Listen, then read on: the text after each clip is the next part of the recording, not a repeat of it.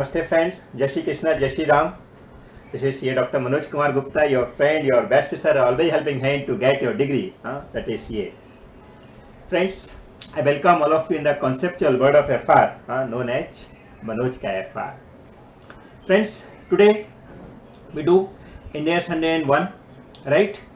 ये India's first time adoption of India's के लिए है. नॉर्मली आप बोलोगे सर इसको सबसे पहले होना चाहिए, फर्स्ट टाइम अडॉप्शन कर रहे हैं तो, जबकि हम सबसे लास्ट में कर रहे हैं. सो फ्रेंड्स, इसका रीजन सिंपल है कि ये इंडेस में बाकी के सारे इंडेस को कैसे अप्लाई करना है फर्स्ट टाइम, उसके लिए पहले उनका आना जरूरी है, तब जाके हम इसको अप्लाई कर पाएंगे. बराबर, इसका डिटेल डिस्कस अपन करेंगे. उससे पहले मैं आपको बता दूं, ये इंडेस एग्जाम ओरिएंटेड ज़्यादा इंपॉर्टेंट नहीं है, लेकिन practical life oriented is very very important. आप जब एक्चुअल में काम करोगे तो अभी भी बहुत सारी कंपनियां हैं जिनको फर्स्ट टाइम अकाउंटिंग इंडेस अप्लाई करना है, और उनके लिए अगर आपको ये रूल नहीं पता है तो आप इंडेस अप्लाई नहीं कर पाओगे. इसके लिए प्रैक्टिकल लाइफ में बहुत ही इंपॉर्टेंट काम है. और मनोज के एफआर का सिस्टम है exam oriented plus practical life में क्या यूज होगा. तो अपने सिस्टम से हम इसको करेंगे, जो हमने सीखा हुआ है कि एग्जाम ओरिएंटेड भी हो जाए, अगर एग्जाम में भी आ जाए, क्योंकि ज्यादा इंपॉर्टेंट नहीं, बात इंपॉर्टेंट तो है, आ तो सकता ही है. और प्रैक्टिकल में आप जैसे ये सीख लो, आप प्रैक्टिकल में एक्चुअली इंडेस को अप्लाई कर सको, फर्स्ट टाइम इंडेस को अप्लाई कर सको. बराबर फ्रेंड्स, हम इसको हमारी 4 स्टेप में जैसे रेगुलर होता है वैसे ही जानेंगे. 4 पार्ट पता है कौन कौन से. सबसे पहले इंट्रोडक्शन, दूसरा applicability, third main point in this Ind AS, and last disclosure. Right, so ऐसे 4 पार्ट में हम इसको लर्न करेंगे. आंसर कैसे लिखना है उसके लिए हम 3 स्टेप में आंसर लिखते हैं, वो आंसर लिखेंगे. ओवरऑल क्वेश्चन आपके 18 इसमें इलस्ट्रेशन दिए हैं, 4 टेस्ट एंड नॉलेज के क्वेश्चन दिए हैं. So all 22 question I am going to solve here. Right, so आपको प्रैक्टिकल क्वेश्चन भी सॉल्व हो जाएंगे और सारे फ्रॉम आईसीआई मटेरियल, जिससे क्या होगा, आईसीआई के क्वेश्चन डायरेक्टली हम सॉल्व कर रहे हैं तो एग्जाम ओरिएंटेड भी हमारा पूरा कंप्लीट हो जाएगा. बराबर, सबसे पहले मीनिंग. आखिर इंडियस 101 का मतलब क्या होता है. तो फ्रेंड्स, जैसा नाम ही दिख रहा है, first time adoption of Ind AS, माने हम फर्स्ट टाइम इंडेस अप्लाई कर रहे हैं. किससे फर्स्ट टाइम कर रहे हैं, क्या पहली बार बिजनेस कर रहे हैं? नो, पहले बिजनेस चालू है, लेकिन हम पहले क्या फॉलो कर रहे थे, प्रीवियस गैप, जिसको हम बोल सकते हैं अकाउंटिंग स्टैंडर्ड. अब इंडेस को अप्लाई किया जा रहा है, तो पुरानी चीज को हटा के अब नई चीज अप्लाई की जा रही है, इसलिए उसको बोला जाता है कि अब फर्स्ट टाइम नई चीज को लिया जा रहा है. तो कैसे करेंगे, इसका ही डिटेल एनालिसिस इस स्टैंडर्ड में दिया हुआ है. सो फ्रेंड्स, हमारे पुराने एएस जो हैं, जो आपने पहले सीख कर रखे हो, उनकी नॉलेज भी आपको काम आएगी. प्लस ना सीखा हो तो भी आपको डायरेक्टली ये पता रहे कि ऐसा करना है, तो पुराना जो भी हुआ होगा आप इस तरीके से कर पाओगे. और थोड़ा थोड़ा इंटीमेशन पुराना भी यहां पर देते हैं कि भाई पहले ऐसा करते थे, अभी ऐसा करना है. राइट, सो अपना सिंपल ऑब्जेक्टिव है, हम लोगों को जो प्रीवियस गैप, या आप बोलो यहां पर अकाउंट्स नहीं बोलते हैं, वो प्रीवियस गैप वर्ड यूज करते हैं, याद रखो, क्योंकि मनोज के एफआर में सब छोटी छोटी बातों को कवर किया जाएगा. तो प्रीवियस गैप जो यूज कर रहे हैं उनकी जगह अब हम इंडेस अप्लाई करने वाले हैं, तो कैसे करेंगे उस पे मेन फोकस किया गया है. तो फ्रेंड्स, कैसे करेंगे, तो सिंपल है, जब तक जो इंडेस एएस थे, प्रीवियस गैप थे, वो चल रहे थे, आज से हम इंडेस चालू कर देते हैं, नो प्रॉब्लम. सपोज आज 31 मार्च 2020 है, तो 31 मार्च 2020 से हम इंडिया से अप्लाई कर देते हैं 1 अप्रैल 2020 से 31 मार्च तक हमारे एएस चल रही थी.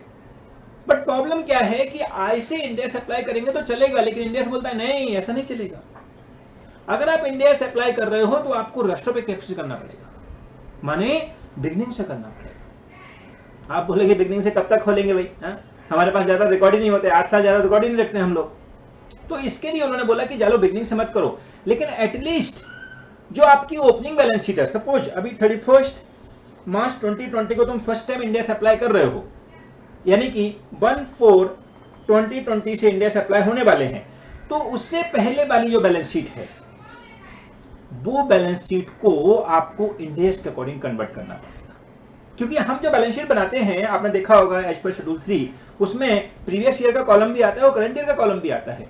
तो जब इंडेस के अकॉर्डिंग बैलेंस शीट बनाएंगे, जब हम 1/4/2020 से आगे 31 मार्च 2021 के लिए, तो डेफिनेटली उसमें ओपनिंग बैलेंस शीट के आइटम भी होने चाहिए. अब ओपनिंग बैलेंस शीट के आइटम कौन से होंगे, तो वो होगा 1/4/2019 से 31 मार्च 2020 तक. सो अब 1/4/2019 से ये जो हम ऑलरेडी बना चुके हैं, जिसको हम प्रीवियस ईयर बोल सकते हैं या आप इसको ओपनिंग बैलेंस शीट बोल सकते हो, वो बन चुकी है। उस ओपनिंग बैलेंस शीट को हमको अब क्लोजिंग बैलेंस शीट के लिए जब इंडेस में बना दी है तो उसको भी इंडेस के हिसाब से बनाना पड़ेगा। तो यहां पर मेजर फैक्टर जो रखा गया है पूरे के पूरे इंडेस के अंदर, वो ओपनिंग बैलेंस शीट को कैसे कन्वर्ट करना है। क्योंकि आज से तो हम इंडेस अप्लाई कर देंगे, कोई तकलीफ नहीं है, लेकिन आज से पहले वाला जो हो चुका है उसको कैसे ठीक करना है। क्योंकि फर्स्ट टाइम इंडेस अप्लाई करने में आज से दिक्कत नहीं है, बट पहले का चीजों को इफेक्ट करना, पहले की चीजों को रेक्टिफाई करना, वो यहां पर सबसे बड़ा मेजर काम है। तो फ्रेंड्स, उन्हीं चीज को यहां पर डिस्कस करना है कि कैसे हम ओपनिंग बैलेंस शीट को इंडेस में कन्वर्ट करेंगे, जिससे आगे हम इंडेस अप्लाई कर सकें स्मूथली, लेकिन पुराना काम खत्म हो जाए। और ये काम खाली एक ही साल करना है, फर्स्ट टाइम एडॉप्शन जब हो रहा है, इसलिए उसका नाम ही क्या है, first time adoption of Ind AS.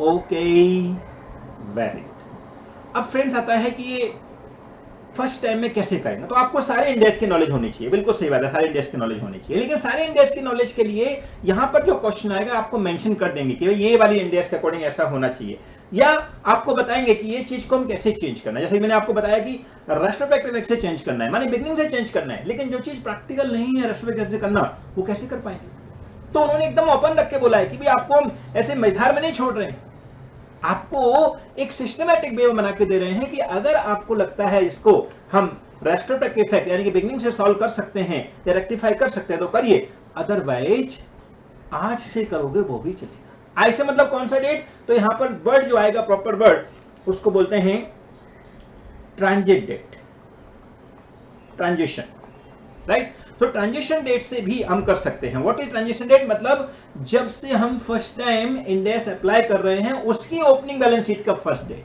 यानी हमारे इस एग्जांपल में 1/4/2019 is the transition date, right. So हालांकि मैं आपको पॉइंट टू भी नोटिस के अंदर लिखवाने वाला हूं, जो मेन पॉइंट हमारे होते हैं उनके अंदर, बट आपको समझाने के लिए बता दिया कि इंडेस में हम लोगों को अप्लाई करना है इंडेस को, उसके लिए जो ओपनिंग बैलेंस शीट है उसको रेक्टिफाई करना है। क्योंकि आज से तो हम इंडेस अप्लाई कर देंगे, लेकिन ओपनिंग बैलेंस शीट का कॉलम भी बनाना है, उसको भी हमको रखना है, तो उसको भी हमको जो प्रीवियस गैप के अकॉर्डिंग बनाया हुआ है रेक्टिफाई करके एज पर इंडेस बनाना है, ठीक है। अब फ्रेंड्स आता है कि कैसे ओपनिंग बैलेंस शीट के आइटम को रेक्टिफाई करेंगे। तो ये लोग बोलते हैं कि भाई सारे इंडेस अप्लाई करना है, ये नहीं कि आप एक इंडेस अप्लाई कर दोगे। अगर सपोज आपने first time adoption of Ind AS किया है तो आप ऐसा नहीं बोल सकते कि भाई एक को कर लिया एक को नहीं किया, बोले सबको करना है, ठीक है भाई सबको कर देंगे, सबको रेट्रोस्पेक्टिव इफेक्ट से करना है, बिगनिंग से करना है।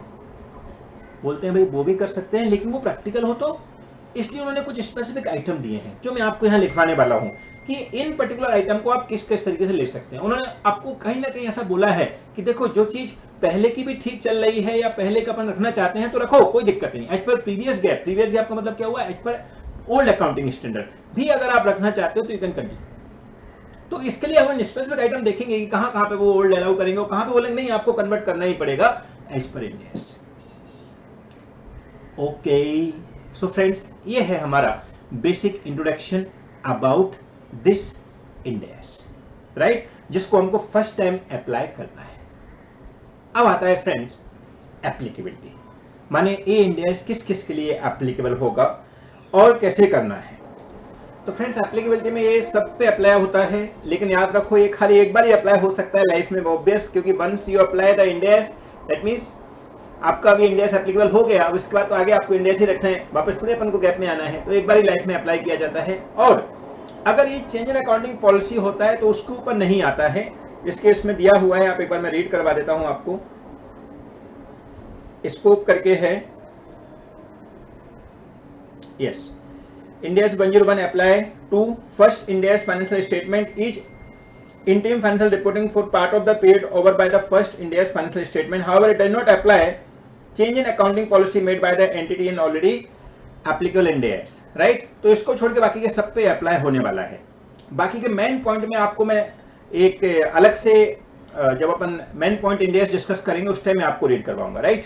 सो now friends main point in this Ind AS, क्योंकि एप्लीकेबिलिटी तो क्या है, ये जिसको भी कन्वर्ट करना है उसके लिए कन्वर्ट करना कंपलसरी है, खाली change in accounting policy made by an entity that already applied end S उस पे खाली अप्लाई नहीं होता है, राइट, अदरवाइज सब पे अप्लाई होता है। अभी फ्रेंड्स इसके अंदर मेन पॉइंट जिसके ऊपर मेनली क्वेश्चन आते हैं एग्जाम में, राइट, सो वही हम अभी करते हैं। सो आप लिखेंगे main point in this index, right, जो कि हमारा थर्ड पार्ट होता है।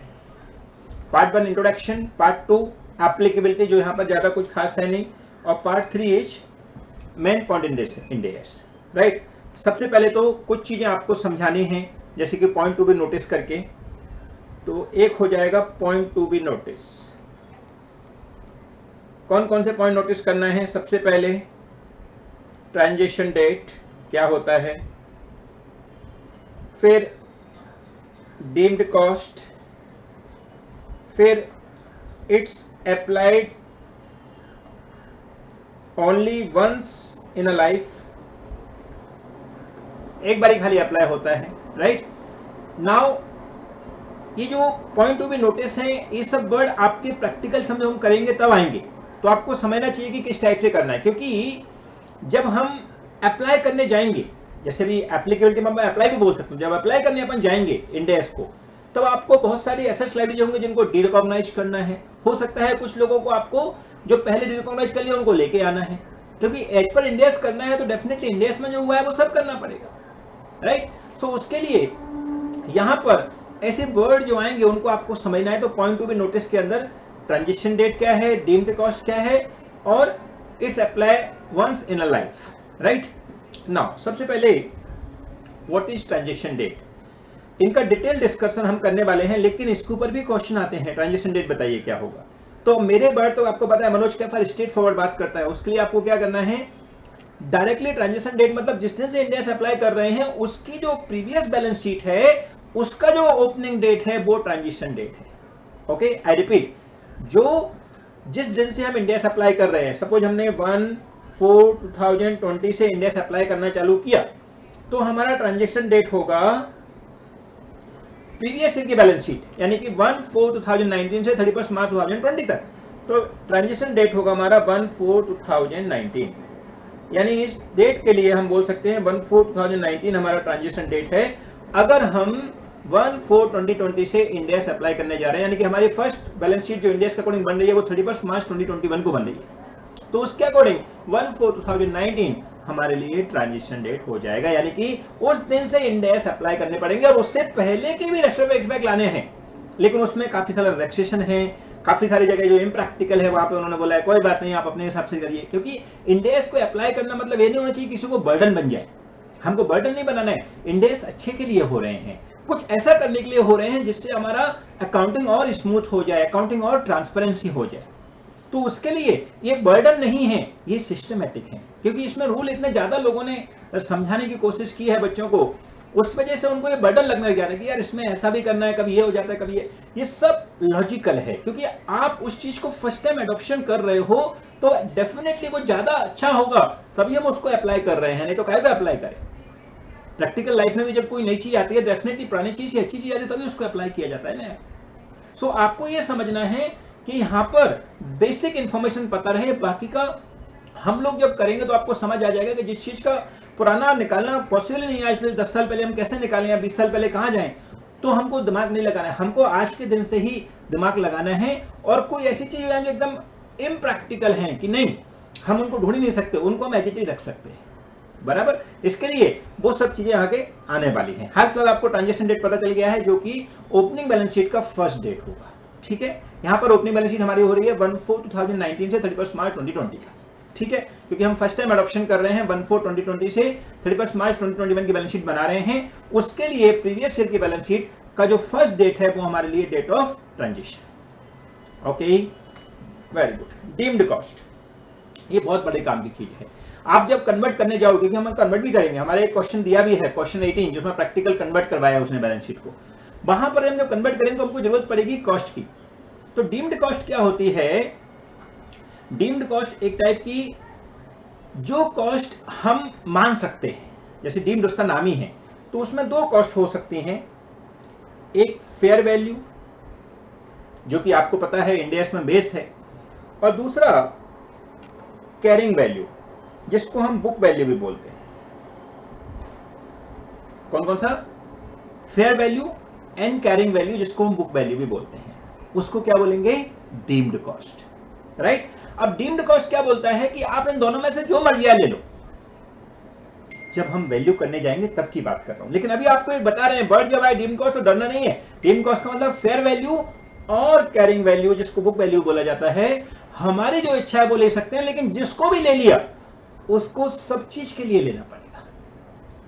माने यहां पर ये पार्शलिटी नहीं चलेगी कि हमने पीपीए लिया तो पीपीए के अंदर हमने सपोज एक पर्टिकुलर असेट्स में फेयर वैल्यू ले लिया, दूसरी असेट्स के अंदर कैरिंग वैल्यू ले लिया। नहीं, सारी असेट्स का या तो फेयर वैल्यू लेंगे या सारी असेट्स का कैरिंग वैल्यू लेंगे, बराबर। सो इसके लिए यहां पर डीम्ड कॉस्ट वर्ड जब आए तो आप समझ जाना फेयर वैल्यू और कैरिंग वैल्यू, जिसको बुक वैल्यू भी बोला जाता है, ठीक है। Now it's apply only on first life, definitely, क्योंकि फर्स्ट टाइम अडॉप्शन ही हो रहा है तो फर्स्ट टाइम ही लाइफ में अप्लाई किया जाएगा, बराबर।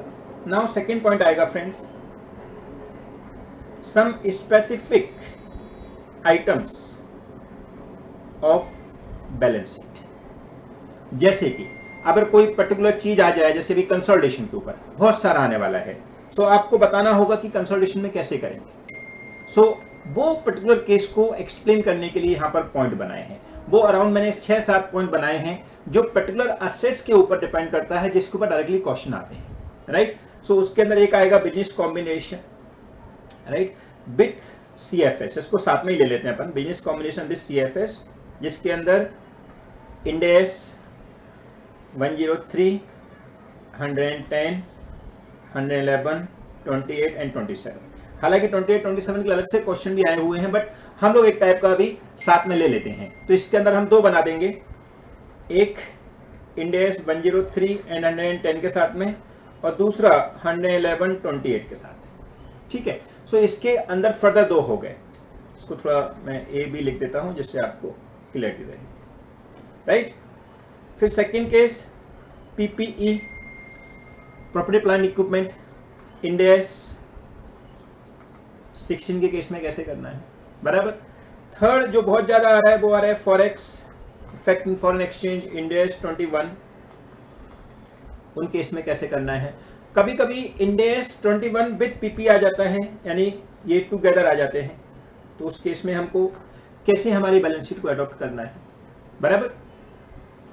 फिर ईसॉप का केस आ जाएगा, जिसको हम शेयर बेस्ड पेमेंट भी बोलते हैं।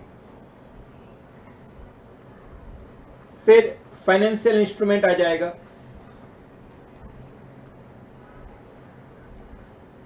End S 109, 107 and 32, right. और शेयर बेस्ड पेमेंट में कौन सा है? End S 102। ये स्पेसिफिक आइटम है, राइट। फिर 6 नंबर फाइनेंशियल इंस्ट्रूमेंट के साथ में शेयर बेस्ड पेमेंट, ये साथ में भी आ सकता है, प्लस 109, 102, 107 एंड 32, ये फाइनेंशियल इंस्ट्रूमेंट के हो गए, राइट। सो ऐसे ये स्पेसिफिक केसेस बना के हम दे सकते हैं, और भी केसेस आएंगे इसके अंदर, लेकिन ये सब आइटम जो हैं इनमें स्पेसिफिक रूल बताए गए हैं कि हम कैसे अडॉप्शन करेंगे, राइट। इनमें अपन और जगह छोड़ कर रखते हैं, जब प्रैक्टिकल क्वेश्चन आएगा तो और मैं आपको बताऊंगा। थर्ड नंबर और बनाते हैं अपन, एक्चुअली इसको, ये फर्स्ट नंबर हो गया, ये सेकेंड नंबर हो गया, और अब ये थर्ड नंबर हो गया। वो है अकाउंटिंग ट्रीटमेंट। आखिर करना क्या है, right. So accounting treatment, accounting treatment क्या करना है फ्रेंड? तो सिंपली वर्ड में मैं आपको स्टार्टिंग से बोल रहा हूं, हमारा काम है, हमको first time end S apply करना है, उसके लिए जो हमारी ओपनिंग बैलेंस शीट है उसको इंड एस में कन्वर्ट करना है। क्योंकि आज से तो हम इंड एस अप्लाई कर लेंगे, कोई तकलीफ नहीं है, लेकिन ओपनिंग बैलेंस शीट को रेक्टिफाई करके नई बैलेंस शीट बनाना, वही हमारा अकाउंटिंग ट्रीटमेंट है इसमें, ठीक है। तो मैं अकाउंट ट्रीटमेंट आपको पहले लिखा रहा हूं, बाद में इन सबका डिटेल लिखाऊंगा, ठीक है। सबसे पहले क्या लिखेंगे? Account treatment is mainly to convert opening balance sheet assets and liabilities as per Ind AS। ये हमारा मेजर काम है। अब जब इंडेस में कन्वर्ट करेंगे तो हमारा कुछ ऐसा नफा नुकसान नहीं होने वाला है।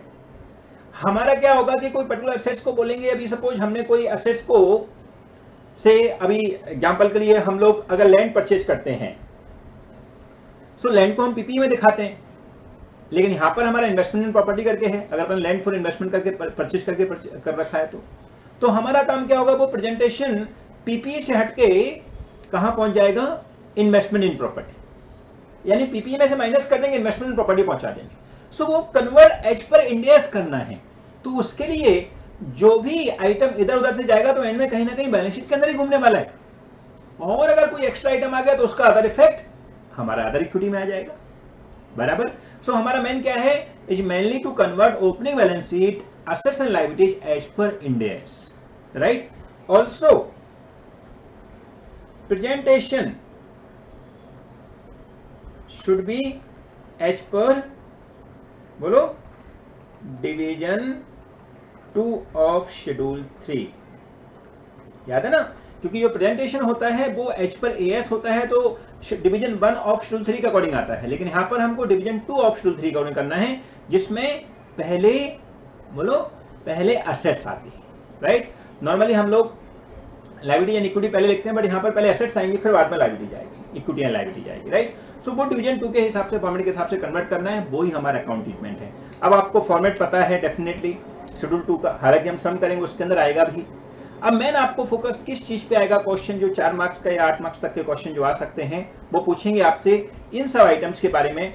आपको बताना है कि एसेट्स को हमको कैसे रिकॉर्ड करना है, किस वैल्यू पे रिकॉर्ड करना है, क्या हमको राष्ट्र पे इफेक्ट लाना है या हमको आई से चेंज करना है, तो इन सब बातों पे आप सबको क्वेश्चन पूछेंगे। कौन कौन सी बातों पे, ये जो एसेट्स लायबिलिटी के मैंने आपको नाम ले दिए, बिजनेस कॉम्बिनेशन और सीएफएस के ऊपर बहुत सारे क्वेश्चन आते हैं, पीपी के ऊपर बहुत सारे क्वेश्चन आते हैं, तो इन सब के मैं आपको एक रूल लिखा रहा हूँ छोटे छोटे, जिससे आपको ये पता रहेगा कि हाँ ऐसा कर सकते हैं और ऐसा कर सकते हैं, क्योंकि यहाँ पर बहुत फ्लेक्सिबल है इंड AS।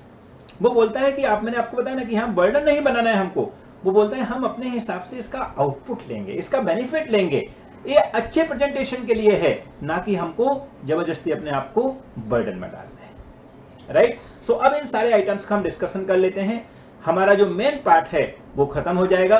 बाकी के दिया तो बहुत कुछ है फ्रेंड्स इस इंड AS में, आप अगर देखोगे तो बहुत सारे बड़े डिटेल में एनालिसिस करके दिया है, बट एग्जाम ओरिएंटेड और जो प्रैक्टिकल लाइफ ओरिएंटेड हम इस वे में जाएंगे तो हम आराम से हमारे प्रैक्टिकल मार्क्स भी सिक्योर कर पाएंगे, और प्रैक्टिकल लाइफ में जाके इंड AS के अकॉर्डिंग अगर कोई बैलेंस शीट को कन्वर्ट करना होगा तो वो भी कर पाएंगे, बराबर। Let start discussion of all these item. Start with, ये तो हो ही गए हमारे, बराबर, ये 3 पॉइंट तो डन हो गए। नाउ सेकंड के अंदर सम स्पेसिफिक आइटम में बिजनेस कॉम्बिनेशन एंड सीएफएस हम पहले ले लेते हैं। तो friends make the heading business combination, पहला पार्ट, राइट,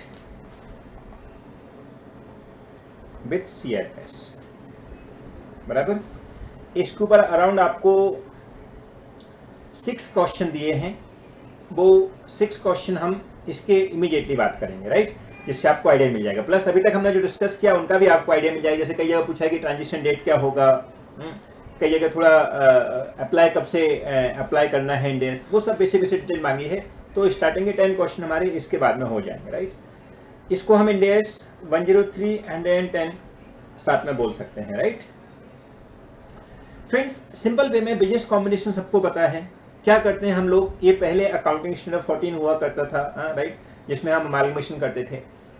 तो वो क्या बोलते हैं कि अगर बिजनेस कॉम्बिनेशन का केस हुआ है, सपोज आज से 10 साल पहले आपने बिजनेस कॉम्बिनेशन किया है, सो 10 साल पहले किया तो आज के दिन आपकी बुक्स में जो भी रिकॉर्ड चल रहा है एसेट्स लायबिलिटीज का, तो आप 10 साल पुराने अगर गड्ढे पुट्टे उगाड़ना चाहो तो उखाड़ो, अदरवाइज आप आज के दिन से जो वैल्यू है वही तुम्हारी न्यू बैलेंस शीट में वैल्यू बन जाएगी, आपको दिमाग नहीं लगाना है। क्योंकि ये जो चीजें हैं वो कैसी है कि हम लोगों को ऑप्शन है कि हम राष्ट्र पे इफेक्ट भी डाल सकते हैं, और हम लोग जो आज का कैरिंग वैल्यू है वो भी रख सकते हैं। हालांकि ये बोलता है इंड AS कि आपको सबके राष्ट्र पे इफेक्ट डालने चाहिए, लेकिन जिसका प्रैक्टिकल पॉसिबिलिटी नहीं है, हम उसका कहां से राष्ट्र पे इफेक्ट डाल दें यार। इसके लिए इन चीजों में ऑप्शन दिए हैं कि देखो आप राष्ट्र पे इफेक्ट ला सकते हो तो लेके आओ, कोई दिक्कत नहीं है, लेकिन नहीं ला सकते हो तो आप जो कैरिंग अमाउंट चल रही है उसी को ही रख सकते हो, राइट। सो यहां पर 2 ऑप्शन अपन बना देते हैं, एक जो हमारी प्रीवियस गैप का वैल्यू है रिमेन सेम, और दूसरा हम उसको रीस्टेट कर सकते हैं। रीस्टेट मतलब हम लोगों को वापस से उसकी वैल्यू निकालनी है, राइट। अब वापस वैल्यू निकालनी है तो हमारे पास दो ऑप्शन है। अगर आप बिल्कुल मेहनत करना चाहते हो कि हम तो स्टार्टिंग से ढूंढ के लाएंगे और एज पर इंडेक्स करेंगे, तो हम उसको रेट्रोस्पेक्टिव इफेक्ट डाल सकते हैं। यानी जब बिजनेस कॉम्बिनेशन हुआ था, जब अमालगमेशन हुआ था, उस टाइम से अभी तक का पूरा वापस करो, एकदम मेहनत करो तकरीबन। या फिर you can decide one date. Date कौन सी डिसाइड हो सकती है? जैसे एग्जांपल के मैं अभी आपको बताया कि नॉर्मली अपन लोग 8 ईयर तक ही अपने अकाउंटिंग रखते हैं। तो अगर हमने बिजनेस कॉम्बिनेशन 20 साल पहले किया था तो हमारे पास अकाउंटिंग ही नहीं, हम कहां से लाएं पुराना खोल के? तो बोलते हैं कोई बात नहीं, आपका जितना रिकॉर्ड अवेलेबल है वहां से करो। यानी कि हम लोग एक डिजायर डेट नक्की कर सकते हैं कि हम आज से इंडेक्स अप्लाई करें, आज से हम बिजनेस कॉम्बिनेशन का रेट्रोस्पेक्टिव डालेंगे। यानी जरूर नहीं है कि स्टार्टिंग में लिया था जब ही करना है। आप सोच लो 5 साल पहले करना चाहो तो 5 साल पहले से कर सकते। यानी आप या तो आज से करो, जैसे दिमाग लगाने की जरूरत नहीं है, क्योंकि आराम से आज से करो, कोई तकलीफ नहीं है। बोलता है इंडेक्स, हाँ भाई अप्लाई है, कोई दिक्कत नहीं है। क्योंकि ये सब क्या है, हमारे एक टाइप के एक्सेप्शन भी में दिए हैं जो इंडेक्स में दिए हैं। बट मैं बोलता हूँ मेजर पार्ट यही है, बाकी के सबका तो रेट्रोस्पेक्टिव की जरूरत नहीं पड़ती है कभी, क्योंकि वो रेट्रोस्पेक्टिव हो ही नहीं सकते हैं, बिगनिंग से उनकी पॉसिबिलिटी हो ही नहीं सकती। इसके लिए आप लोगों को ये जो ऑप्शन दिया है उसने इनडायरेक्टली, ये ऑप्शन उन्हीं आइटम के लिए है जिसमें रेट्रोस्पेक्टिव इफेक्ट पॉसिबल हो सकता है, राइट। बाकी का तो सबका कोई डिटेल नहीं है, क्योंकि आप सपोज बिल्स रिसीवेबल हैं, हमारे ट्रेड रिसीवेबल हैं, ट्रेड पेएबल है, उनका क्या रेट्रोस्पेक्टिव इफेक्ट डालोगे? भाई पहले हमने जो किया था वो कर लिया, क्योंकि कुछ एस्टिमेशन में भी चेंज हो सकता है। तो वो भी आप एक पॉइंट लिख दीजिए, एस्टिमेशन। इसके ऊपर भी थोड़ा सा क्वेश्चन आए हुए हैं कुछ, जहां पर हमने कुछ एस्टिमेशन को चेंज किया है, उसमें क्या करना है, राइट। तो ओवरऑल बिजनेस कॉम्बिनेशन में उन्होंने क्या बोला कि आप लोगों को क्या करना है, प्रीवियस गैप के अकॉर्डिंग वैल्यू रखना चाहो तो रखो, no problem. It remain same, as it is रखो, जो पहले वैल्यू चल रही है उसी वैल्यू को तुम रखो। दूसरा, आपको उसको अगर वापस रिवैल्यू करना है, रीस्टेट करना है तो करो, रेट्रोस्पेक्टिव इफेक्ट से कर सकते हो, और आपने कोई डेट फिक्स कर रखी है वहां से कर सकते हो। इंडियास बोलता है सब तुम्हारे लिए ओपन है, लेकिन आज से हम इंडियास का ओके। अब आप बोलोगे सर इसके चक्कर में तो बड़ा फर्क पड़ जाएगा। जैसे कि बिजनेस कॉम्बिनेशन में आपने देखा होगा एनसीआई, नॉन कंट्रोलिंग इंटरेस्ट, जिसको आप लोग माइनॉरिटी इंटरेस्ट पहले बोलते होंगे। अभी माइनॉरिटी इंटरेस्ट जो है वो हम लोग नॉर्मली एज पर एएस जब करते थे, एएस 21 अगर आपको याद हो तो 23, 27, उसके अकॉर्डिंग एक्चुअली एएस 21 में ही आता है माइनॉरिटी इंटरेस्ट। तो उसके अकॉर्डिंग अगर माइनॉरिटी इंटरेस्ट नेगेटिव हो जाता था तो हम उसको नहीं देते थे, नेगेटिव माइनॉरिटी इंटरेस्ट नहीं हो सकता था। लेकिन अगर इंडेक्स है तो इंडेक्स 110 बोलता है, 103 भी बिजनेस कॉम्बिनेशन में बोलता है कि भाई एनसीआई भी नेगेटिव हो सकता है। सो इसका मतलब एनसीआई नेगेटिव हो सकता है एज पर इंडेक्स। बट अगर आपने बिजनेस कॉम्बिनेशन में अप्लाई कर रखा है कि हम तो प्रीवियस गैप के अकॉर्डिंग ही चलेंगे, यानी जो पहले था वही हम कंटिन्यू रखेंगे, उसी की कैरिंग अमाउंट कंटिन्यू रखेंगे, what ever carrying amount is coming, और मे बी बुक वैल्यू जो अपनी बुक्स में दिखा रही है उसी बुक्स को हम एज इट इज रखेंगे। तो आपके पास ये ऑप्शन नहीं है कि आप बाकी की एसेट्स लायबिलिटीज को एज इट इज रख दो और एनसीआई को रिवाइज कर दो। नो, जब बिजनेस कॉम्बिनेशन को आपने कैरिंग वैल्यू पर रखने का बोला है तो वो स्पेशली बोलता है कि देखो भाई आपको प्रीवियस गैप का अकॉर्डिंग रखना अलाउ है तो आप उसी को रखो ना, फिर एनसीआई के लिए कैसे चेंज कर सकते हो? तो आपको जब बोला गया है कि सब साथ में रखना है तो इकट्ठा ही रखना है, यानी सबके सब आपके प्रीवियस गैप के अकॉर्डिंग ही कैरी फॉरवर्ड होंगे, यानी कि कैरिंग अमाउंट जो आपकी बुक्स में दिख रही है वो ही तुम्हारी कैरी फॉरवर्ड होगी। ओके, यानी we don't have the option to NCI value at suppose NCI negative है तो नेगेटिव NCI जब एज पर प्रीवियस गैप कर रहे होते हैं, एज पर एएस कर रहे होते हैं, तो वो NCI होल्डिंग के साथ एडजस्ट हो जाता है। अगर आपने उसको ही एज इट इज रखा है तो आप NCI को अलग से रिवाइज नहीं कर सकते, यानी NCI भी आपको पहले जैसे अपने मेंटेन कर रखा है वैसा ही अभी रखना पड़ेगा। आगे से हम उसका डेफिनेटली रिवाइज कर सकते हैं, लेकिन ओपनिंग बैलेंस शीट के लिए आपने जब कैरिंग अमाउंट रखा है तो बिजनेस कॉम्बिनेशन के जैसे बाकी के एसेट्स लायबिलिटी का कैरिंग अमाउंट है वैसे ही एनसीआई का भी कैरिंग अमाउंट ही लेना पड़ेगा। आपके पास ऑप्शन नहीं है कि आप उसको नेगेटिव है इसलिए नेगेटिव बना के आप एनसीआई दिखा दो, या तो तुम सबको रीस्टेट करो या किसी को मत करो। Okay, so this is the system for your business combination. I hope ये क्लियर। अब मैं आपको सम ले रहा हूँ जिससे आपको एक आइडिया मिल जाएगा कि किस टाइप के क्वेश्चन एग्जाम में आते हैं। इसके ऊपर आपको मैंने बोला ना 6 क्वेश्चन तो स्ट्रेट फॉरवर्ड दिए हैं, बट फिर भी 1-2 क्वेश्चन और भी हैं बेसिक वाले, वो भी हम साथ में ले लेते हैं।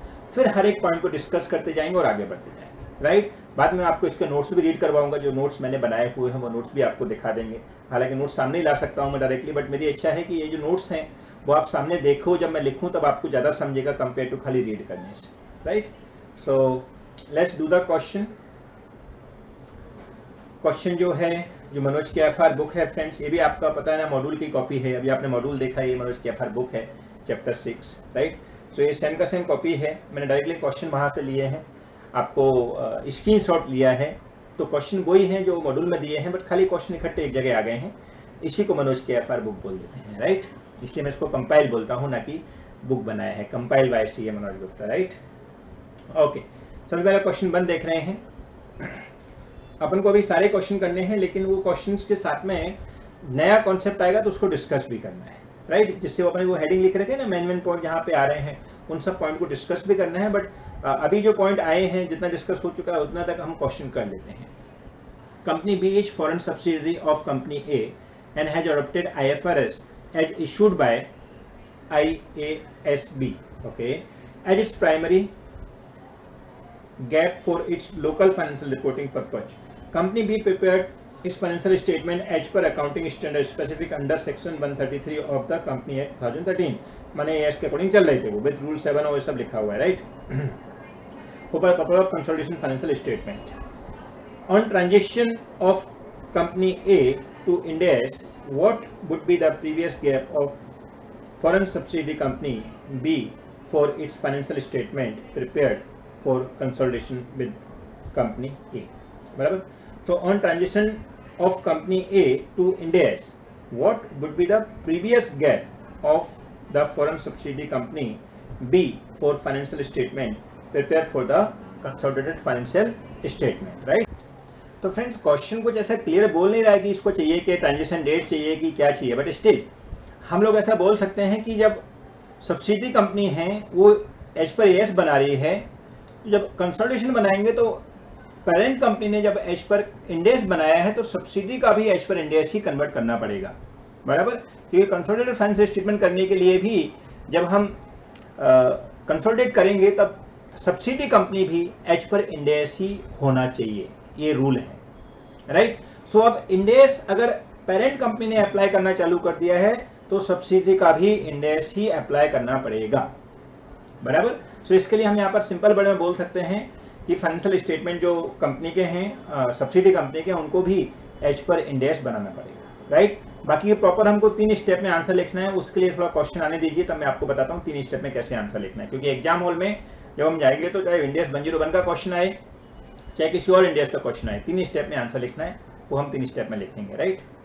Next, legislation 2, E Limited is required to first time adopt Indian accounting standard, okay, from April 1, 2011. Okay, the management of E Limited has prepared its financial statement in accordance with Ind AS, and an explicit and unreserved statement of compliance with Ind AS has been given by the management. However, there is a disagreement on application of one Ind AS between the management and the auditor. Can such financial statement of E Limited be treated as first Ind AS financial statement? No friends, ये क्या बोलना चाहते हैं कि management में auditor में एक Ind AS पे लेकर कुछ डिसएग्रीमेंट चल रहा है कि भाई ऐसा नहीं करेंगे, या हो सकता है एक Ind AS को अप्लाई ना कर रहे हो वो लोग। तो फ्रेंड्स ऐसा नहीं हो सकता, मैंने बोला ना first time adoption of Ind AS मतलब सारे Ind AS अप्लाई होने चाहिए। देयर इज नो कंडीशन कि वो एक Ind AS होगा एक Ind AS नहीं होगा, वो नहीं चलेगा। मैं आपको वो भी एक पॉइंट लिखवा देता हूं कि all Ind AS should be apply, right. लिखा ना, it's applicable only once in a life. और 4 क्या लिखेंगे, all Ind AS must be apply, ठीक है। एक को नहीं छोड़ सकते, ऐसा नहीं चलेगा। तो उसको भी हम नो बोलेंगे कि नहीं भी ऐसा अलाउ नहीं है, उनको डिस्प्यूट को खत्म करके सारे इंड AS ही अप्लाई करना है, right. Next, X limited is required to adopt Ind AS from 1 April 2011। Ind AS 1 April 2011 से अप्लाई करना है with comparative of for 1 year, that is from 2010-11। Very good. What will be the date of transition? तो clear friend, मैंने आपको बताया ना 1/4/11 से वो अप्लाई कर रहा है, मतलब 1/4/11 से तो उसका डायरेक्टली अप्लाई होना चालू हो जाएगा, लेकिन उससे पहले ओपनिंग बैलेंस शीट को भी रेक्टिफाई करना पड़ेगा। ओपनिंग बैलेंस शीट का जो फर्स्ट डेट है वही डेट ऑफ ट्रांजिशन है। तो बताइए कौन सा डेट ऑफ ट्रांजिशन हो जाएगा? Very nice, 1/4/2010 is the date of transition. ये क्लियर? मतलब हम जब बैलेंस शीट बना रहे हैं, वो जो हमने जब से अप्लाई किया उसकी ओपनिंग बैलेंस शीट जो है उसका डेट, ओपनिंग बैलेंस शीट का first date is the date of transition, right. Next, illustration 4. X Limited was using cost model for its property, plant and equipment. Okay, tangible fixed assets. ठीक है, cost model use कर रही है वो, अच्छी बात है। Till 31st March 2011 under previous gap. On 1st April 2010, that is the date of transition. Perfect. माने 31st March 11 और जो 1st April 2010 is the your its transition date. 2. Its index it used fair value as the deemed cost. Perfect. ये देखिए friends, deemed cost मैंने आपको बताया ना, deemed cost मतलब क्या होता है? फेयर वैल्यू और कैरिंग अमाउंट कोई भी यूज कर सकते हैं। तो डीम्ड कॉस्ट मतलब वो उसने यूज किया है फेयर वैल्यू, ठीक है, in respect of its property plant equipment. माने पहले वो कॉस्ट मॉडल फॉलो कर रही थी और अब उसने कन्वर्ट करने में फेयर वैल्यू मेजर यूज किया है, जिसको डीम्ड कॉस्ट के अकॉर्डिंग उसने एक्सेप्ट किया है, ठीक है। Whether it will amount of change in accounting policy, तो फ्रेंड्स एकदम क्लियर लिखा हुआ था कि चेंज इन अकाउंटिंग पॉलिसी ये नहीं माना जाता है। क्यों?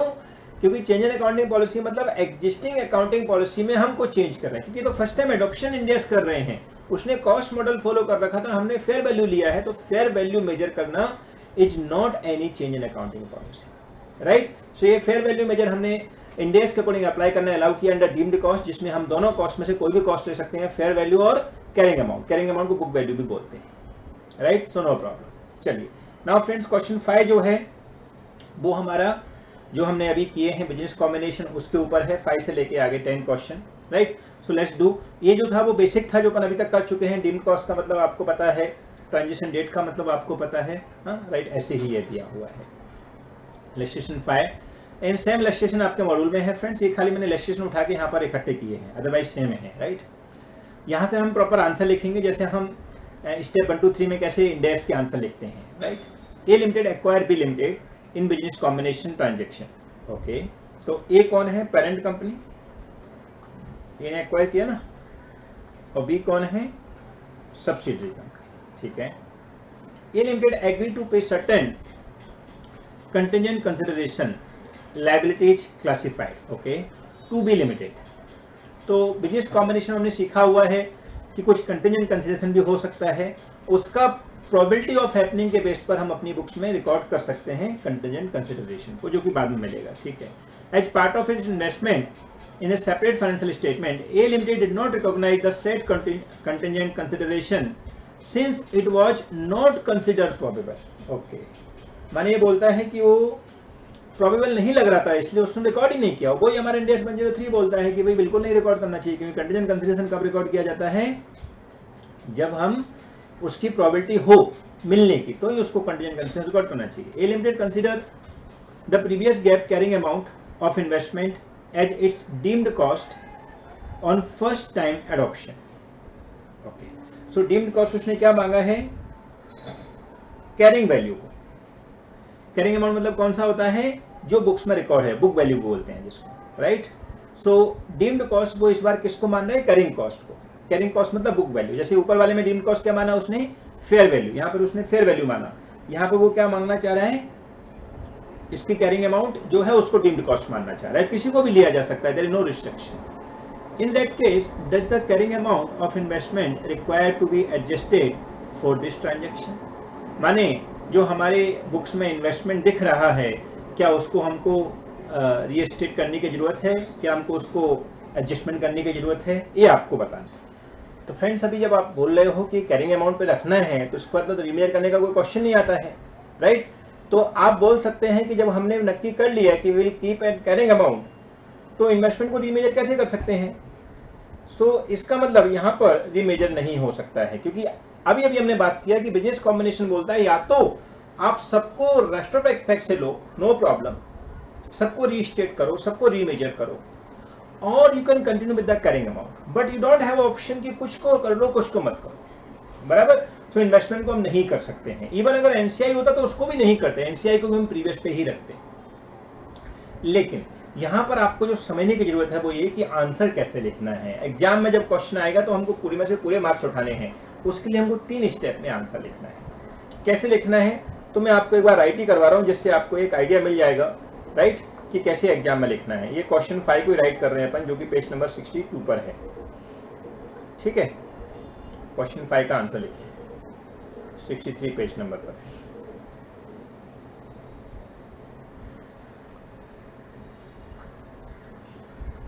Answer to question number 5 page 63।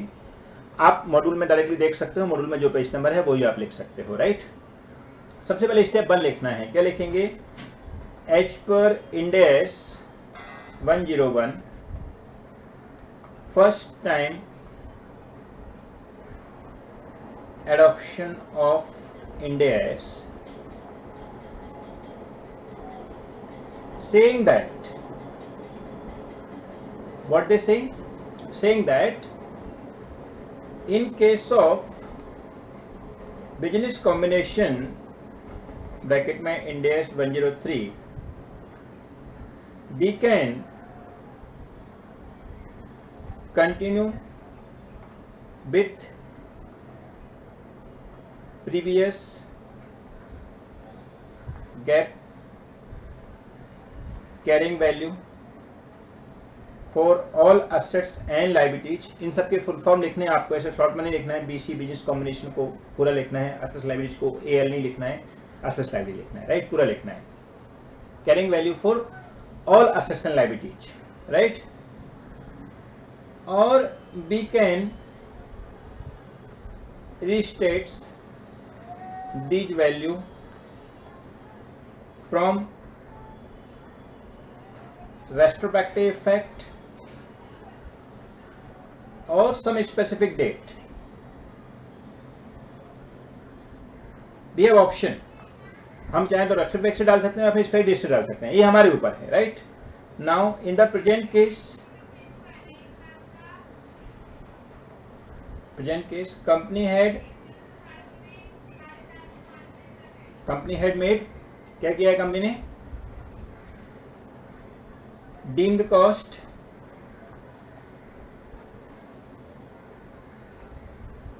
Option opt किया है, where they value at carrying amount, और you can say they record at carrying amount, right. तो वो कैरिंग अमाउंट को रिकॉर्ड कर रहे हैं अपने एसेट्स लायबिलिटीज को, but investment they want to restate, जो कि अलाउ नहीं है, राइट। नेक्स्ट स्टेप 3 हो जाएगा। Therefore as per Ind AS 101 it's not allow to restate some part of business combination, either we can do for all or we should take fully opt out from restate, right. मानी रजिस्ट्रेट हमको करना ही नहीं है, या तो सबको रजिस्ट्रेट करना है, यानी कि या तो हमको सबको फ्रॉम रेस्ट्रोस्पेक्टिव एक्सट्रैक्ट डालना है, या फिर हमको सबको फेयर वैल्यू या कैरिंग अमाउंट जो है उस पर लेना है, right.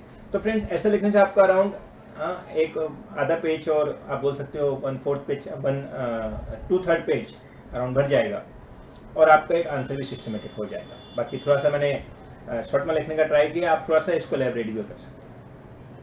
Okay, so this is the answer we have to write in the exam. Also write in answer to question number this in top.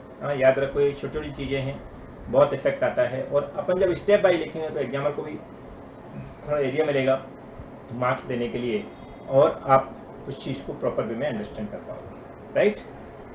चलिए next question, question number 6, India is required to allocate losses to non controlling interest. बिल्कुल बराबर बात है, India तो बोलता है कि भाई नॉन कंट्रोलिंग इंटरेस्ट को लॉस है तो वो ही दो, ऐसा हमने सीखा हुआ है इंडिया 110 में, which in ultimately lead to be debit balance in non controlling interest. बिल्कुल सही बात है, even if there is no contract with the non controlling interest holder to contribute assets to the company to fund the losses, okay, whether this adjustment is required or permit to made retrospectively। देखो बात आती है कि यहाँ क्या बोलना चाहता है कि क्या इसको हम रेट्रोस्पेक्टिव डाल सकते हैं, तो वापस से हमारे बिजनेस कॉम्बिनेशन की बात आ जाती है कि आपको अगर इसको रेट्रोस्पेक्टिव इफेक्ट डालना है तो आप डाल सकते हो, लेकिन ये नहीं है कि अकेला एनसीआई को डाल दिया। हाँ, अगर एनसीआई में बिजनेस कॉम्बिनेशन लेने के बाद कुछ चेंज हुआ है तो वो हम इफेक्ट डाल सकते हैं, लेकिन बिजनेस कॉम्बिनेशन के पॉइंट ऑफ व्यू से हम एनसीआई अकेले में इफेक्ट नहीं डाल सकते। ये बोल के कि हम एनसीआई अकेले में इसका पर्टिकुलर इफेक्ट डाल देते हैं और बाकी के सब एसेट लायबिलिटीज को कैरिंग अमाउंट पर रखते हैं। मैंने आपको भी बताया कि बिजनेस कॉम्बिनेशन बोलता है कि या तो आप सबको रजिस्ट्रेट करो या फिर किसी को रजिस्ट्रेट मत करो, सबको हम कैरिंग अमाउंट पे ही रखते हैं, जो डीम्ड कॉस्ट है वो हम अकॉर्डिंगली मान लेंगे, कैरिंग अमाउंट या फेयर वैल्यू वो हमारे ऊपर है, लेकिन रजिस्ट्रेट करने की जरूरत नहीं है, यानी कि स्टार्टिंग से उसको रेस्टोरेंट इफेक्ट डालने की जरूरत नहीं है एज पर इंड एस और हम करने जाए। लेकिन आपकी इच्छा है करने के तो सबके लिए करो, कोई दिक्कत नहीं है, बट एक के लिए करोगे एक के लिए नहीं करोगे ऐसा नहीं चाहिए, बराबर। तो इसका आंसर भी आपको थोड़ा डिप्लोमेटिक लिखना है कि अगर हमने पहले से सारे एसेट्स लायबिलिटीज को और सारे बिजनेस कॉम्बिनेशन के ट्रांजेक्शन को रजिस्ट्रेट किया है फ्रॉम रेट्रोस्पेक्टिव इफेक्ट तो हम एनसीआई को भी कर सकते हैं, लेकिन अगर नहीं किया है तो एनसीआई को भी नहीं कर सकते हैं। Okay, very good. सो ऐसे करके हमारा एनसीआई का कॉन्सेप्ट यहां पर आ गया है जो कि बिजनेस कॉम्बिनेशन के साथ में ही है। Next question 7, A Limited had made a certain investment in B Limited, okay, convertible डेप्ट इंस्ट्रूमेंट। अच्छा, तो ए ने बी के यहाँ इन्वेस्ट किया है कन्वर्टेबल डेप्ट इंस्ट्रूमेंट में, ठीक है। The conversion right are substantial right and would provide A limited with controlling stake over B limited. Very nice, माने ये सब्सटेंशियल राइट है, उसके वजह से मतलब आपने सीखा होगा बिजनेस कॉम्बिनेशन में और सीएफएस में कि अगर हमारे पास सब्सटेंशियल शेयर हैं उनको भी हम कंट्रोल करने के लिए ले सकते हैं।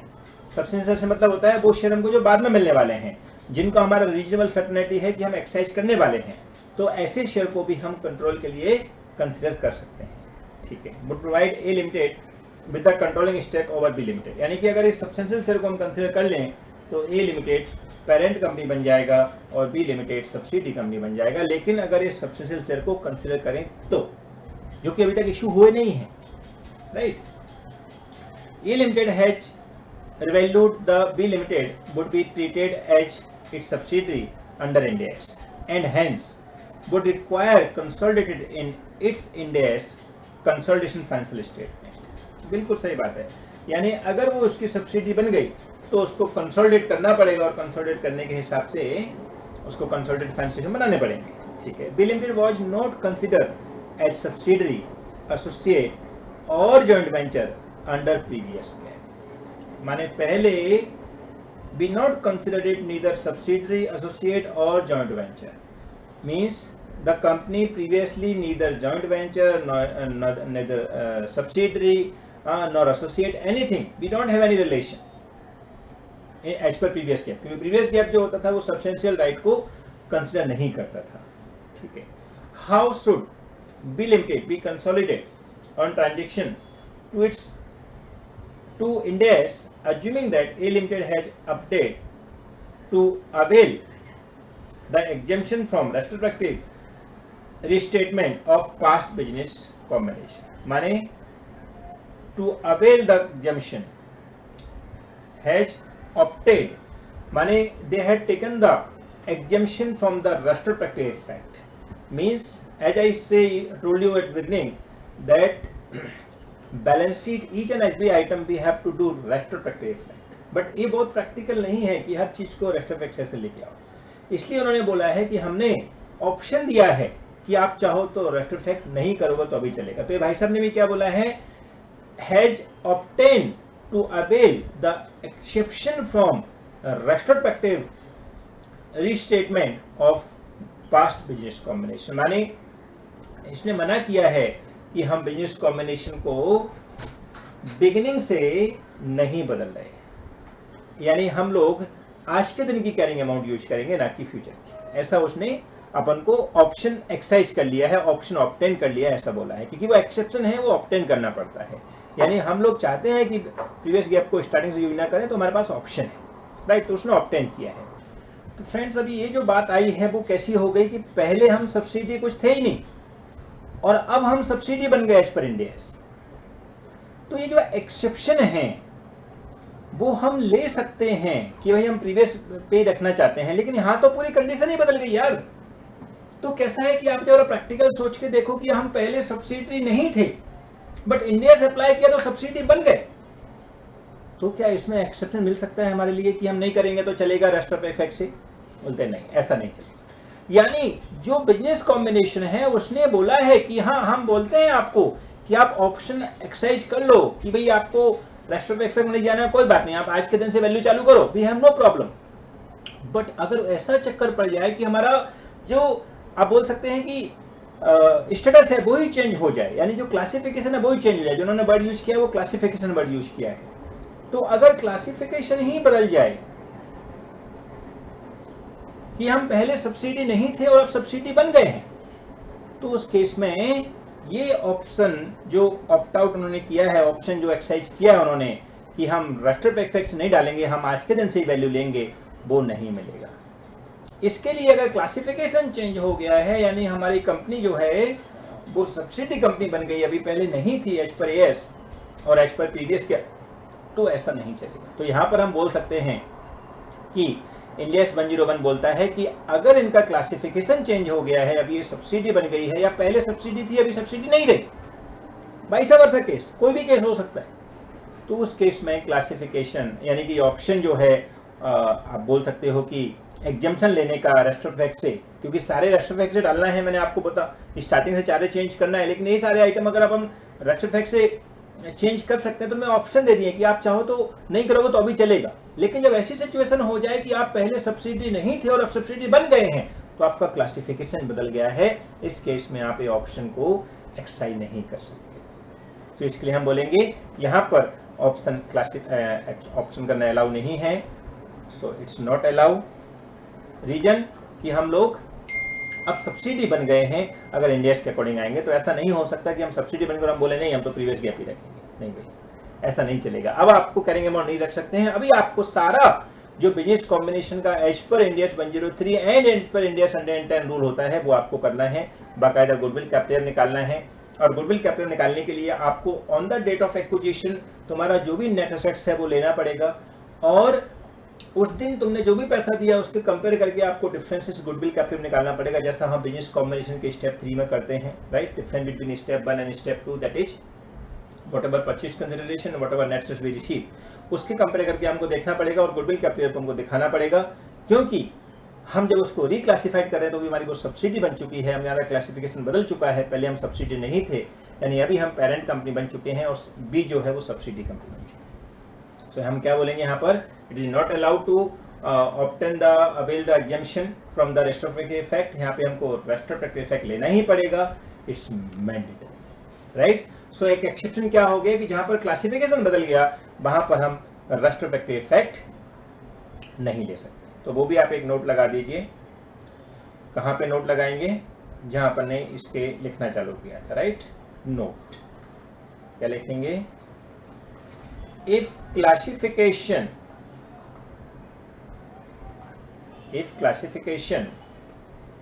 of the entity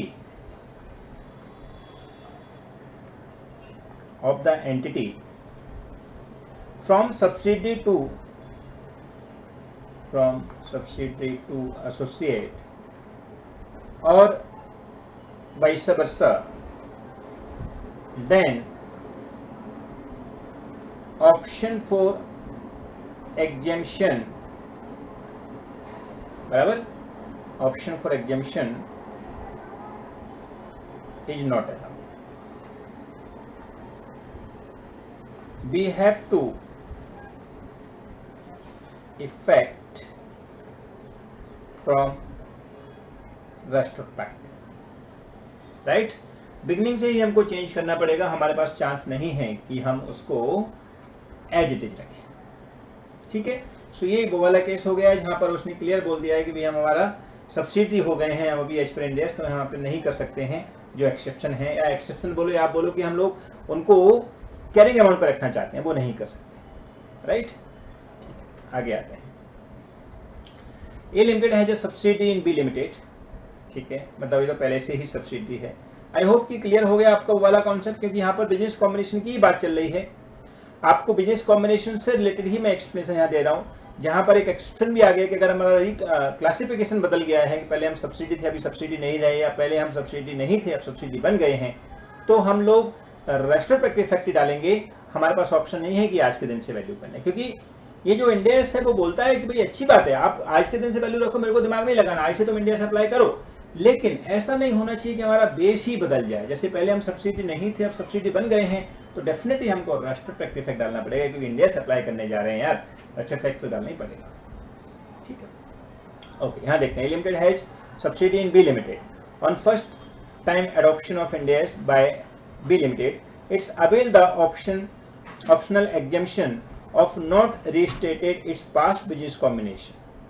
Okay, so यहाँ पे भी इसने कौन सा ऑप्शन किया है कि हम रिस्टेट नहीं करेंगे, हमारे पुराने बिजनेस कॉम्बिनेशन को एज इट इज रखेंगे, यानी हम लोग डीम्ड कॉस्ट के बेस पर रखेंगे, या तो करेंगे अमाउंट या फेयर वैल्यू उसके हिसाब से रखेंगे. However, A Limited in its consolidated financial statement has decided to restate all its past business combination. मतलब उसने CFS में क्या किया, बोले मैं तो सबको रिस्टेट करूंगा. Whether the amount recorded by the subsidiary need to be adjusted while preparing the consolidated financial statement of A Limited, considering that A Limited does not avail the business combination exemption. माने A ने business combination की exemption avail नहीं की है. Will the answer different if the A Limited adopt Ind AS after B Limited? माने पहले B limited ने Ind S apply कर रखे थे, उसके बाद एएस ने जो पेरेंट कंपनी है उसने इंड एस अप्लाई किए हैं, तो क्या उसका आंसर बदल जाएगा? तो बोलने का मतलब फ्रेंड्स इतना ही है कि they want to just explain कि जब पेरेंट सब्सिडी कंपनी ये ऑप्शन ऑप्ट आउट कर रही है कि हम लोग वैल्यू एट कैरिंग रखेंगे और बिजनेस कॉम्बिनेशन को बदलेंगे नहीं, तो क्या पेरेंट को भी ऑप्शन है कि वो नहीं करे? तो इसके लिए आपको आंसर देना है. राइट.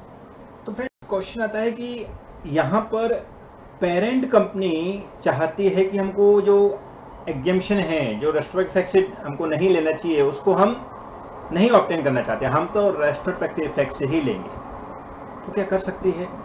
तो फ्रेंड्स होल्डिंग कंपनी जो है, पेरेंट कंपनी, अगर वो ऑल के लिए करती है, ए लिमिटेड की जितनी भी पेरेंट सब्सिडी कंपनी है, सब्सिडी ऑल, अगर वो सेम कॉन्सेप्ट फॉलो कर रही है तो डेफिनेटली कर सकती है. क्योंकि देखो सब्सिडी कंपनी इंडिविजुअली अपने आप में अलग है.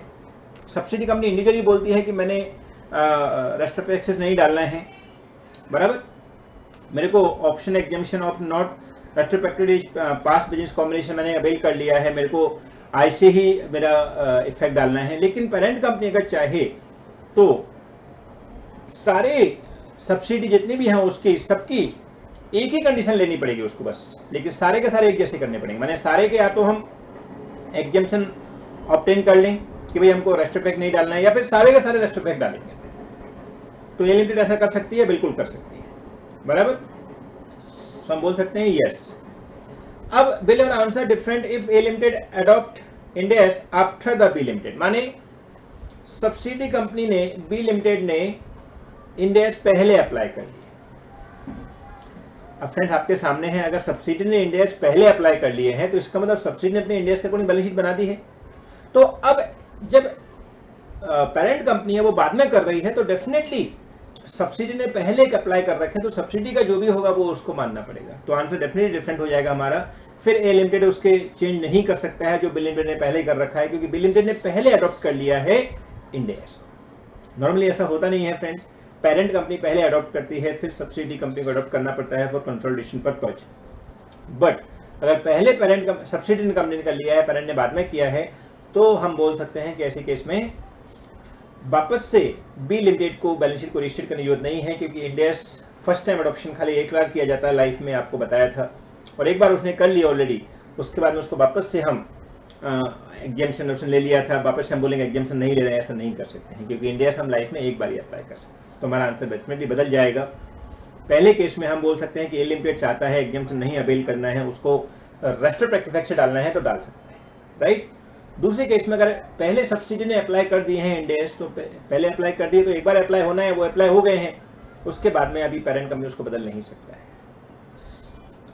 ओके, तो फ्रेंड्स इन शॉर्ट ये सब जो डिस्कशन चल रहा है वो यही चल रहा है कि पेरेंट कंपनी को सब्सिडरी कंपनी के जो बैलेंस शीट है बनाने के लिए अपनी बैलेंस शीट, अपने जो बैलेंस शीट के आइटम हैं उनको या तो हम कैरिंग अमाउंट पे रखें या हम रेस्ट्रोस्पेक्टिव इफेक्ट से चेंज करें।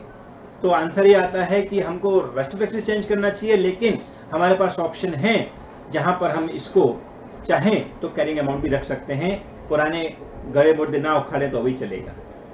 ये उसी के ऊपर डिस्कशन चल रहा है, क्योंकि बिजनेस कॉम्बिनेशन का केस हो या आप और भी दूसरे केस आएंगे, सब में आपको यही ऑप्शन है कि आपको प्रीवियस अमाउंट रखना है जो कि हम बैलेंस शीट बनाने वाले हैं, ओपनिंग बैलेंस शीट, उसके लिए, या हमको रेस्ट्रोस्पेक्टिव से डालना है। तो नॉर्मली इंड एस 101 यही बोलता है कि रेस्ट्रोस्पेक्टिव से डालो, लेकिन अगर आप वहां से नहीं डालना चाहते हो, रेस्ट्रो नहीं करना चाहते हो, तो आप आईसी भी कर सकते हो। उसमें उसने बोला है कि ऐसी ऐसी कंडीशन होंगी तो कर सकते हैं। तो वो जो मेजर पार्ट है उसके अंदर उसने बता दिया कि आप एग्जाम्शन ले सकते हो, क्योंकि इंड एस आपको प्रॉब्लम देने के लिए नहीं है, बल्कि उसका सोल्यूशन अच्छे से करने के लिए। Okay, perfect. Now friends next part discuss करते हैं। इसके ऊपर और क्वेश्चन दिए हैं, बट अब बीच में ये क्वेश्चन आ गया है 9 जिसमें ईशॉप का क्वेश्चन है, तो अपन वो बात कर लेते हैं, राइट। फिर वापस अगर इसके ऊपर क्वेश्चन आएंगे तो हम देखेंगे। So now make the next heading eShop.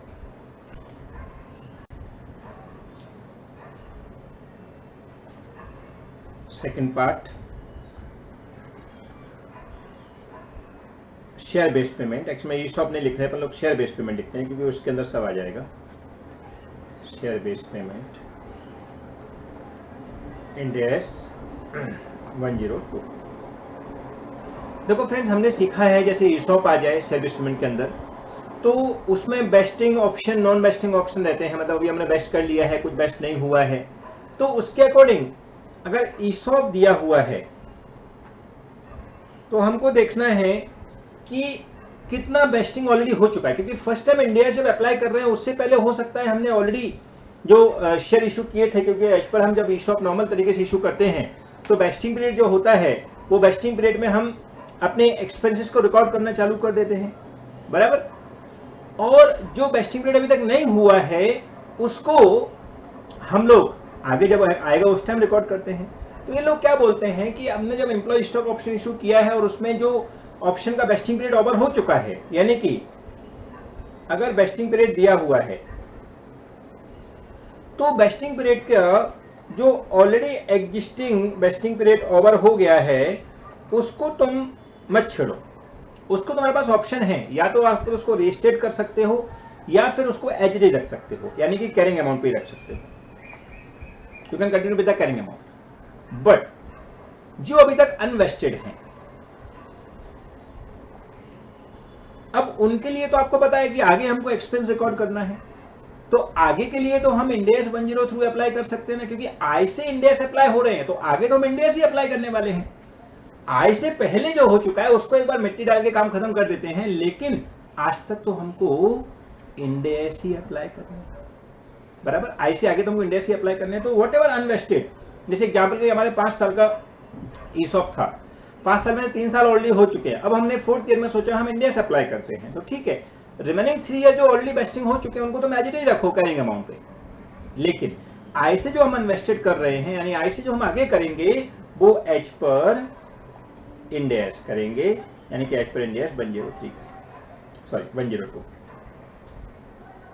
बराबर। सो जो अनवेस्टेड ऑप्शन है उनके लिए इंड AS 102 अप्लाई करेंगे और यहाँ पर हम जो है वो कंटिन्यू रह सकते हैं एज इट इज, और हम चाहे तो फेयर वैल्यू पे रिकॉर्ड भी कर सकते हैं, ये भी ऑप्शन है, राइट। तो कैरिंग अमाउंट और फेयर वैल्यू, वो डीम्ड कॉस्ट का हमने कॉन्सेप्ट सीखा हुआ है, वो उसी बेस पर हम ले सकते हैं, और जो ये वाली अमाउंट आएगी उसको हम as per end AS 102 apply करेंगे, बराबर। सो यहाँ पर भी वो एक्सेप्शन का ही ऑप्शन है, यहाँ पर भी हम रेस्टोरेंट डाल सकते हैं और हम चाहें तो ऐसे कर सकते हैं। तो यहाँ पर ऐसे ही करना है जो वेस्ट हो चुके हैं, और जो अनवेस्ट है उनका आगे के लिए इंड AS अप्लाई करना है, यही इसमें कॉन्सेप्ट है। इसके ऊपर क्वेश्चन 9 दिया हुआ है, एक बार अपन वो और देख लेते हैं तो आपको क्लियर हो जाएगा। X Limited is the first time adopting of Ind AS. The date of transaction is 1st April. Okay. The transaction date is 1st April 2011. It has given 200 stock option to the employee. Out of these, 75 option has vested on November 2020. Fine.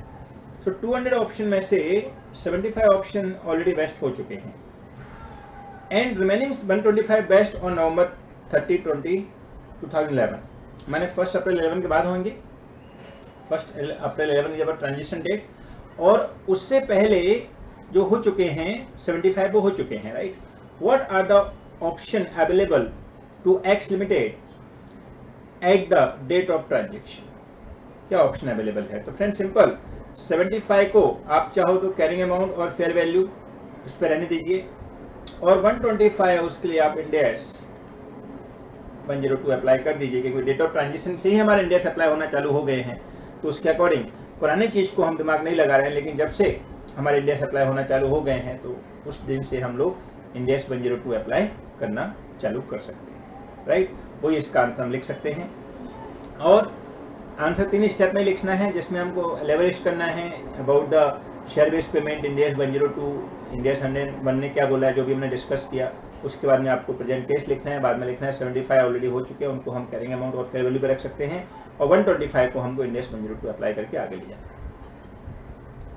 Okay, very good. Now question number 10, ये भी इसका ही है business combination का। X Limited is the holding company of by limited, ठीक है। तो ये बिजनेस कॉम्बिनेशन है, कंसोलिडेटेड फाइनेंशियल स्टेटमेंट साथ में आ रहा है, right. X Limited is required to adopt Ind AS from 1st April 11. Okay. X Limited want to avail the optional exemption of using the previous GAAP carrying value in respect of the property, plant and equipment. Okay. तो ये PPA का भी आ गया friends. ये आप बोल सकते हो CFS विद PPA, तो PPA का भी सुन लीजिए। PPA का क्या रूल होता है, जैसे बिजनेस कॉम्बिनेशन का वैसे ही उसका रूल है, माने आप चाहो तो रेस्टर टैग ले सकते हो, आप चाहो तो कंटिन्यू रख सकते हो, यानी 3rd नंबर PPE, आप चाहो तो रेस्टर टैग के इफेक्ट डालो, और आप रहो तो डीम्ड कॉस्ट पे रख सकते। डीम्ड कॉस्ट मतलब क्या होता है, फेयर वैल्यू और कैरिंग अमाउंट, आपका ऑप्शन है, राइट। सो यहाँ पर बिजनेस कॉम्बिनेशन के साथ में, यानी कि CFS के साथ में PPA की बात कर रहा है, ठीक है। तो उन्होंने ऑप्शन एक्सरसाइज कर लिया है, they want to continue with the previous carrying amount, so carrying value को उनको कंटिन्यू रखना है उसको, okay. Whereas by limited X ने एक्वायर किया, राइट, और X लिमिटेड या होल्डिंग कंपनी, X पेरेंट है और बाय जो है वो सब्सिडियरी है, okay. Where by limited wants to use fair value of its property, by क्या चाहती है, फेयर वैल्यू, जबकि दोनों ही डीम्ड कॉस्ट हैं, या तो फेयर वैल्यू यूज करो या कैरिंग अमाउंट यूज करो, लेकिन अब दोनों में डिस्प्यूट हो गया है। पेरेंट बोलती है हम लोग कैरिंग अमाउंट यूज करेंगे, सब्सिडी बोलती है नहीं हम लोग फेयर वैल्यू यूज करेंगे, ठीक है। Equipment as its deemed cost, okay, on the date of transaction, ठीक है। Examine whether property plant, examine whether X Limited can do so for its consolidated financial statement, X मतलब parent company can do for consolidated financial statement. Also examine whether different entity in group can use different basis of arriving of deemed cost for property, plant, equipment in their respective standalone financial statement. देखो friends एकदम clear है, for consolidation, मैंने भी अभी आपको बताया, for consolidation financial statement purpose all subsidy should have the same accounting, माने आपने कैरिंग अमाउंट रखना है कैरिंग रखो, फेयर वैल्यू रखना है फेयर वैल्यू रखो, लेकिन सेम अकाउंटिंग सिस्टम फॉलो करना पड़ेगा। तो आपको क्या रखना है कि कंसोलिडेशन के पर्पज से सेम अकाउंटिंग फॉलो करो, और आप एज ए स्टैंड अलोन रखना चाहते हो, अपने आप को सेपरेट रखना चाहते हो, उस टाइम आप अपना सिस्टम फॉलो करो, no problem. But parent company को रिस्ट्रिक्शन क्या है कि सारी सब्सिडरी का सेम सिस्टम फॉलो करना पड़ेगा, क्योंकि आपने सीखा है CFS भी require every year as per India 110 CFS consolidated financial statement हमको हर साल करना पड़ता है। तो उसके अकॉर्डिंग हम चाहें तो कंटिन्यू रखें, जो हमारा कंसोलिडेशन है उसमें सेम सिस्टम फॉलो करना है। अगर हमने फेयर वैल्यू लिया है तो फेयर वैल्यू रखो, अगर हमने कैरिंग वैल्यू लिया है तो कैरिंग वैल्यू रखो, और सब्सिडी अपना इंडिविजुअल रखना चाहती है, फेयर वैल्यू या कैरिंग अमाउंट वो उतना रखें। लेकिन अगर सब्सिडी ने पहले इंड एस अप्लाई कर लिए हैं तो उस केस में हमको सब्सिडी का ही रखना पड़ेगा, हम चेंज नहीं कर सकते, बराबर। तो ये भी आप एक नोट लगा दीजिए छोटा सा, सो आपको एग्जाम के पॉइंट ऑफ व्यू से मिल जाएगा। नोट क्या बोलेंगे, CFS and stand alone value may be different, बराबर। जैसे CFS में हम चाहते हैं हम कैरिंग अमाउंट यूज करें, और स्टैंड अलोन में जो हम चाहते हैं सब्सिडी अपना खुद का जो है वो फेयर वैल्यू यूज करना चाहती है, तो अलाउ है, no problem, may be different. But for consolidation purpose as per India 110 all group, that is all subsidiary, should have to apply same value। माने डीम्ड कॉस्ट आपको या तो कैरिंग अमाउंट यूज करनी है या फिर फेयर वैल्यू यूज करनी है, वहां आप कॉन्ट्रोवर्सी नहीं कर सकते। For consolidation purpose parent company को सारी सब्सिडी का एक ही वैल्यू लेना पड़ेगा, क्लियर। तो यहां पर हम बोल सकते हैं अच्छा, लेकिन सब्सिडी ने अगर पहले से कर लिया है तो सब्सिडी पहले से अपना रखे, नो प्रॉब्लम। लेकिन कंसोलिडेशन में हम करेंगे तो फर्स्ट टाइम एडॉप्शन के टाइम पर हमने जो पॉलिसी लिया है वो सब सेम लेना पड़ेगा। और अगर पेरेंट कंपनी ने फर्स्ट टाइम एडॉप्शन इंडिया कर लिया है तो डेफिनेटली उसको कंसोलिडेशन करने के लिए भी इंडिया को कंपलसरी कन्वर्ट करना पड़ेगा उसके सब्सिडी कंपनी को भी, और तब वो कंसोलिडेट करेगी। ऐसा नहीं हो सकता है कि सब्सिडी उसकी एज पर प्रीवियस गैप कर रही है और इंडिया पेरेंट कंपनी ने अपना इंडिया से अप्लाई कर लिया है। पेरेंट कंपनी इंडिया से अप्लाई कर लिया तो उसकी सब्सिडी कंपनी को भी, यानी कि उसकी जो जॉइंटली कंपनी है उनको भी उसको इंडिया से अप्लाई करना, ठीक है। तो हम यहाँ बोल सकते हैं कि yes they can, but CFS के लिए all subsidy should have same value, दूसरा वैल्यू नहीं कर सकते, right. Okay, now next question, for the purpose of deemed cost on the date of transaction an entity has an option to using the carrying value as deemed cost. Okay, हमने कौन सा value use किया, carrying value as deemed cost. In this context suggest which carrying value is to be considered as deemed cost। In this context, suggest which carrying value is to be considered as deemed cost, original cost or net book value। अरे obvious net book value, because carrying amount मतलब cost नहीं होता है, book value होता है, net book value, तो obvious net book value will be considered, ठीक है। Also examine whether this would have any impact on future depreciation charges। माने इसके बस पर हमारे फ्यूचर में कोई डेप्रिसिएशन चार्जेस पे इम्पैक्ट आएगा क्या। तो फ्रेंड सिंपल बात है कि हम जो वैल्यू रख रहे हैं वही वैल्यू रहेगा, तो फ्यूचर में कहाँ से चेंज आ जाएगा, यानी कि जो डेप्रिसिएशन लगेगा वो नॉर्मल तरीके से लगेगा, एक्स्ट्रा कुछ नहीं होने वाला है, क्योंकि हमारी वैल्यू वही है, तो कहाँ से चेंज आएगा, बराबर। तो एक छोटा सा डीम्ड कॉस्ट का एक्सप्लेनेशन उन्होंने दे दिया है। डीम्ड कॉस्ट का मतलब कैरिंग अमाउंट और फेयर वैल्यू जो हम रखना चाहें वो रख सकते हैं, बट कैरिंग अमाउंट रखा है तो कैरिंग अमाउंट मतलब नेट बुक वैल्यू होता है। Okay, next, in the position of the entity to allocate cost as per the previous gap to the component based on its fair value on the date of transaction even when it does not have the component wise historical cost। yes, बिल्कुल रख सकते हैं। माने हम fair value measure करना चाहते हैं, is it possible for entity to allocate cost as per previous gap to the component based on its fair value। बिल्कुल कर सकते हैं, on the date of transaction even when does not have the component wise historical cost. Historical cost हमको क्या लेना देना, हम लोग फेयर वैल्यू और carrying amount which average whatever you want to prefer we can use, बस खाली अपन एक बार ले लिया वही लेना है, सारे के लिए वही लेना है, अलग अलग नहीं कर सकते हैं कि एक पीपी के लिए ले लिया दूसरी पीपी के लिए ले लिया, सबको फेयर वैल्यू मेजर करना पड़ेगा, बराबर।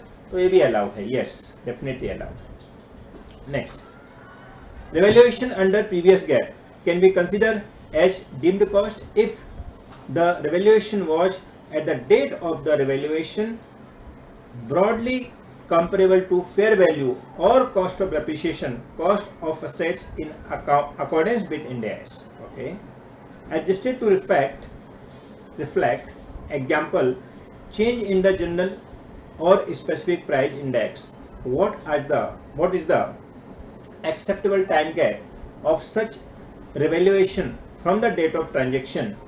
Can adjustment be made to take effect of events subsequent to revaluation? अब फ्रेंड्स revaluation की बात हो रही है तो revaluation मोस्टली PPE का होता है, बट हम revaluation वर्ड को ही ले सकते हैं कि revaluation केस में क्या करना चाहिए, राइट। ये मेनली बोलना चाह रहा है कि what is the acceptable time gap of such revaluation from the date of transaction।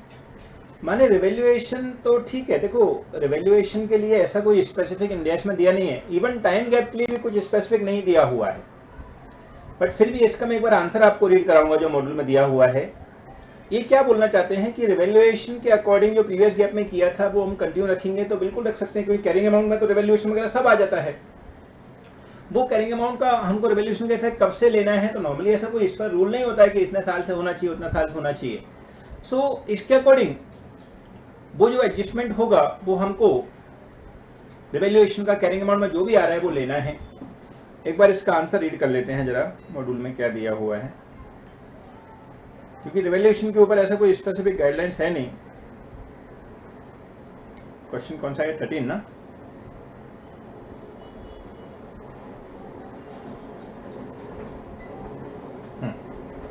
Revaluation under previous gap क्या बोलता है? There is no specific guidelines in Ind AS 101 to indicate the acceptance of time gap for such revaluation from the date of transaction. Okay, time gap का कोई guidelines is not there again. The management of an entity need to be exercise judgment in this regard. Okay, management can make the judgment. However, generally a period 2 to 3 years may be treated as an acceptable time gap of such revaluation from the date of transaction.